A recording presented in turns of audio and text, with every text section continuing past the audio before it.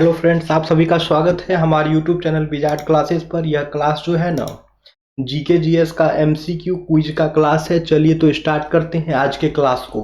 Total जो है 100 question quiz के फॉर्म में कंडक्ट करेंगे।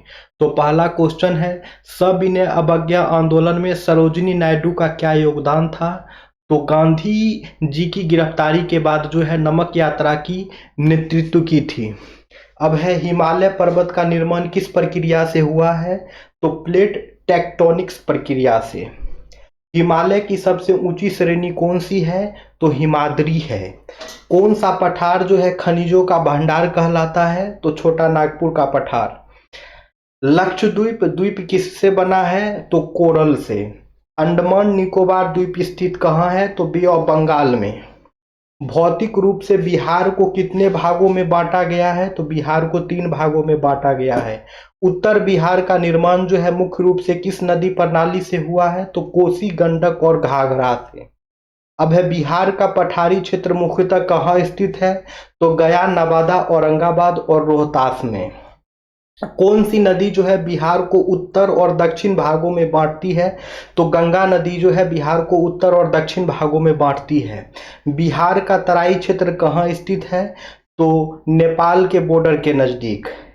वीडियो पसंद आए तो लाइक सब्सक्राइब भी करना है दोस्तों, एकदम दबा के लाइक कीजिए। आप लोग लाइक ही नहीं करते हैं, खाली वीडियो देख के चल जाते हैं। 1857 का विद्रोह कहाँ से प्रारंभ हुआ? तो मेरठ से। करो या मरो का नारा किस आंदोलन से दिया गया है? तो यह हो जाएगा दोस्तों भारत छोड़ो आंदोलन होगा, ठीक है। अब है, क्रिप्स मिशन भारत कब आया था? तो 1942 में। कैबिनेट मिशन भारत कब आया था? तो 1946 में। बंगाल विभाजन 1905 किस वायसराय के समय हुआ? तो लॉर्ड कर्जन के समय में बंगाल विभाजन हुआ था। आर्य समाज की स्थापना किसने की थी? तो दयानंद सरस्वती ने। गांधी इरविन पैक्ट कब हुआ था? तो 1931 में जो है 5 मार्च 1931 को जो है गांधी इरविन पैक्ट यानी कि गांधी इरविन समझौता हुआ था। अब है, स्वतंत्र भारत के पहले गवर्नर जनरल कौन थे? तो लॉर्ड माउंटबेटन थे। Grand old man of India के नाम से कौन जाना जाता है? तो दादा भाई नारोजी। स्वराज मेरा जन्मसिद्ध अधिकार है किसने कहा? बाल गंगाधर तिलक ने। हिमालय किस प्रकार के पर्वतों का उदाहरण है? तो बलित पर्वत यानी कि फोल्ड माउंटेन। निम्नलिखित में से कौन जो है विश्व की छत कहलाता है? Roof of the world. तो यह हो जाएगा पामीर का पठार जो है रूफ ऑफ द वर्ल्ड के नाम से जाना जाता है। पश्चिमी और पूर्वी घाट कहाँ मिलते हैं? तो नीलगिरी पर्वत पे। अब वीडियो पसंद आए तो लाइक सब्सक्राइब कर देना है दोस्तों, ठीक है। तो पश्चिमी और पूर्वी घाट जो है नीलगिरी के पर्वत पे मिलते हैं। सोन नदी बिहार के किस क्षेत्र से होकर बहती है? तो दक्षिण बिहार के क्षेत्र में जो है सोन नदी बहती है, ठीक है। कौन सी नदी जो है बिहार की शोक कहलाती है? तो कोसी नदी कहलाती है दोस्तों, क्योंकि यह जो है बार बार अपना मार्ग परिवर्तन करती है, जिसके कारण से जो है बिहार में बाढ़ ला देती है। उस कारण से जो है कोसी नदी को बिहार का शोक कहा जाता है। बिहार का पठारी क्षेत्र किसके लिए प्रसिद्ध है? तो मिनरल्स यानी खनिज के लिए जो है बिहार का पठारी क्षेत्र जो है प्रसिद्ध है। गंगा नदी बिहार में कहाँ से प्रवेश करती है? तो बक्सर में जो है चौसा नामक एक जगह है, वहीं से जो है गंगा नदी बिहार में प्रवेश करती है दोस्तों। लैप्स का सिद्धांत यानी कि डॉक्ट्रिन ऑफ लैप्स किसने शुरू किया? तो लॉर्ड डलहौजी ने। 1857 के विद्रोह को स्वतंत्रता का प्रथम युद्ध किसने कहा? तो बीडी सावरकर ने। निम्नलिखित में से कौन 1857 के विद्रोह से संबंधित नहीं था? तो यह हो जाएगा दोस्तों बाल गंगाधर तिलक। बाकी रानी लक्ष्मीबाई हो, तात्या टोपे हो या मंगल पांडे हो, यह सभी के सभी जो है 1857 के विद्रोह से जो है संबंधित हैं, लेकिन बाल गंगाधर तिलक जो है 1857 के विद्रोह से जो है संबंधित नहीं है। अब है, इनकलाब जिंदाबाद का नारा किसने दिया? तो इनकलाब जिंदाबाद का नारा जो है दोस्तों भगत सिंह के द्वारा दिया गया था, ठीक है। नेक्स्ट क्वेश्चन है, भारत छोड़ो आंदोलन कब शुरू किया गया था? तो भारत छोड़ो आंदोलन जो है 9 अगस्त 1942 को जो है शुरू किया गया था। क्रिप्स मिशन ने क्या प्रस्तावित किया था? तो यह जो है डोमिनियन स्टेटस का जो है प्रस्ताव किया था। अब है, भारत की संविधान सभा के अध्यक्ष कौन थे? तो राजेंद्र प्रसाद थे। अब है, वीडियो पसंद आए तो लाइक सब्सक्राइब कर देना है दोस्तों। अब है, कैबिनेट मिशन योजना का उद्देश्य क्या था? तो भारतीयों को सत्ता हस्तांतरित करना यानी कि ट्रांसफर पावर टू इंडियंस। अब है 1857 के विद्रोह में बिहार की भागीदारी मुख्यतः कहाँ से हुई थी? तो बिहार की भागीदारी जो है मुख्यतः आरा से हुई थी। या कौन नेतृत्व किए थे दोस्तों? तो वीर कुंवर सिंह। भारत के उत्तरी मैदानों का निर्माण किस प्रक्रिया से हुआ है? तो यह हो जाएगा नदी द्वारा निक्षेपण यानी कि डिपोजिशन बाय रिवर्स। कौन सी पर्वत श्रृंखला जो है उत्तर और दक्षिण भारत को विभाजित करती है? तो यह हो जाएगा विंध्य पर्वत। विंध्य पर्वत जो है उत्तर और दक्षिण भारत को जो है विभाजित करती है। बिहार का पठारी क्षेत्र किसका भाग है? तो छोटा नागपुर के पठार का।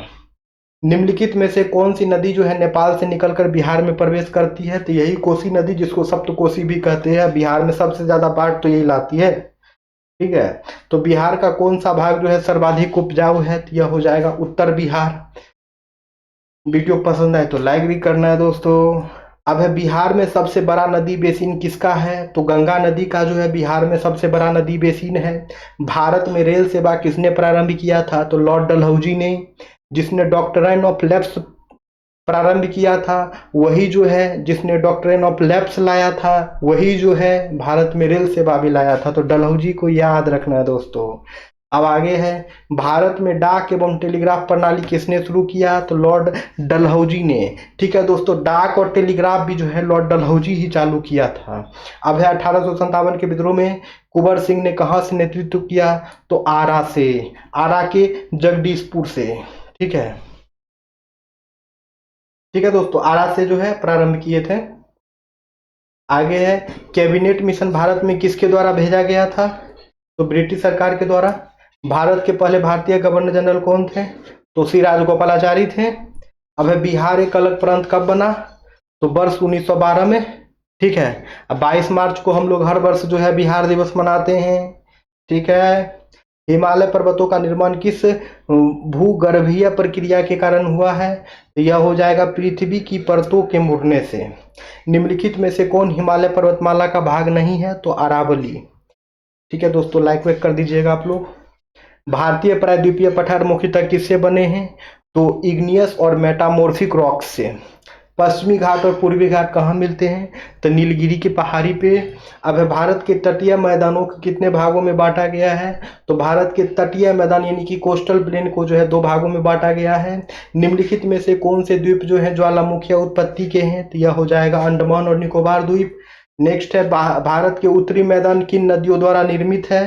तो यह हो जाएगा गंगा, ब्रह्मपुत्र और सिंधु। गंगा, ब्रह्मपुत्र और सिंधु। अब है, हिमालय नवनिर्मित बलित पर्वत है, इनका निर्माण कब हुआ था? तो टेरेशियरी पीरियड में यानी कि तृतीय काल में। भारत में कौन सी पर्वत श्रृंखला जो है मानसून पवनों के लिए जलवायु अवरोध का कार्य करती है? तो यह हो जाएगा हिमालय। निम्नलिखित में से कौन सी नदी जो है मुहाना बनाती है? तो यह हो जाएगा नर्मदा नदी। नर्मदा नदी जो है दोस्तों मुहाना बनाती है, और यह एक ऐसी नदी है जो रिफ्ट वैली से होकर के भी बहती है। भारत का कौन सा क्षेत्र जो है सबसे पुराना भूभाग है? तो यह हो जाएगा प्रायद्वीपीय पठार। नेक्स्ट है दोस्तों, भारतीय हिमालय में सबसे ऊंची चोटी कौन है?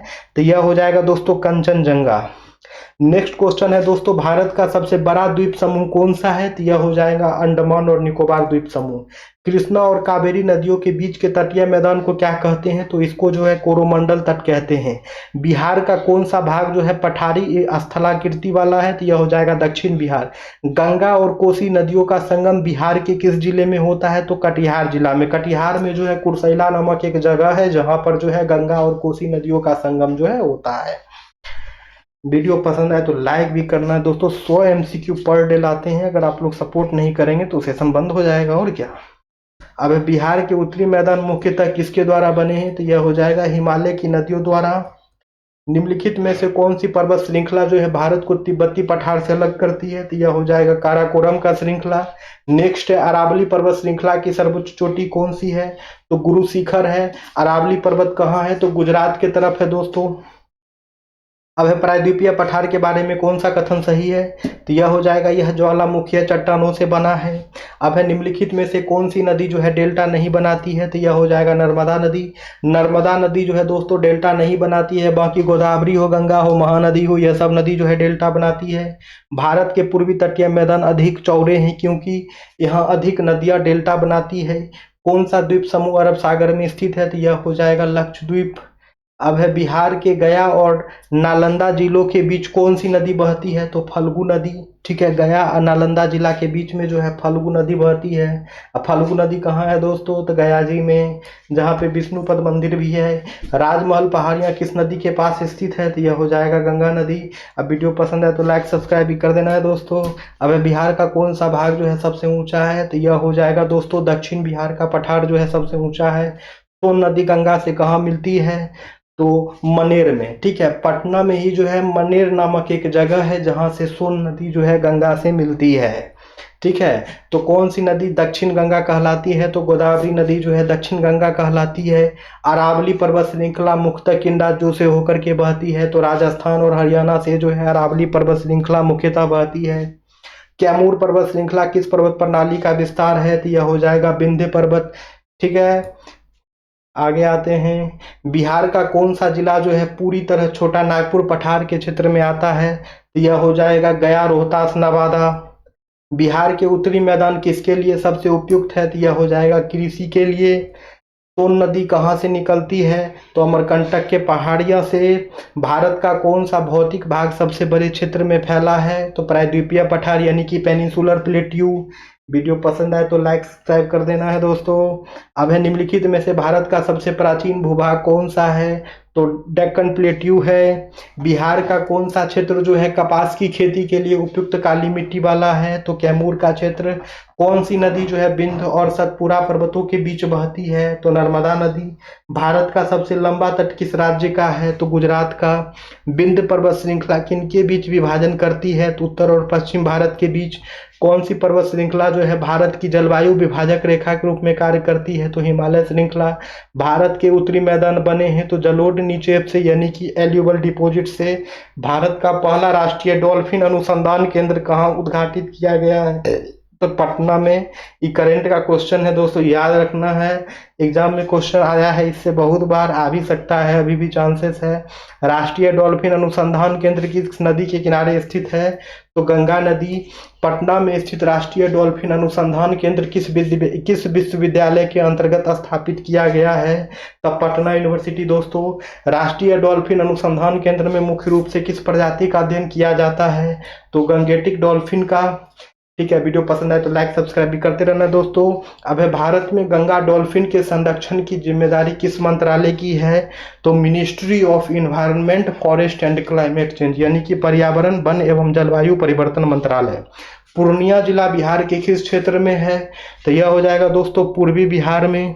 अब है बिहार की वर्षा प्रणाली मुख्यतः किस ऋतु से प्रभावित होती है? तो यह हो जाएगा मानसून ऋतु, यानी कि बिहार में जो वर्षा आती है दोस्तों मानसून ऋतु से ही आती है। ठीक है, भारतीय समाज शास्त्र के जनक किसे कहा जाता है? तो यह हो जाएगा जीएस घुरिये। अब है भारत के पहले स्वदेशी कार टीसेल चिकित्सा नेक्स CAR-19 का शुभारंभ किसने किया? तो भारत के प्रधानमंत्री नरेंद्र मोदी ने। अब है नेक्स्ट CAR-19 को भारत में आधिकारिक रूप से कब लॉन्च किया गया था? तो इसका आंसर आप लोग कमेंट सेक्शन में कमेंट्स करेंगे दोस्तों। मिलते हैं कल क्लासेस में। ठीक है, तो लाइक सब्सक्राइब आप लोग करते रहें दोस्तों, क्लासेस रेगुलर चलती है डेली। ठीक है।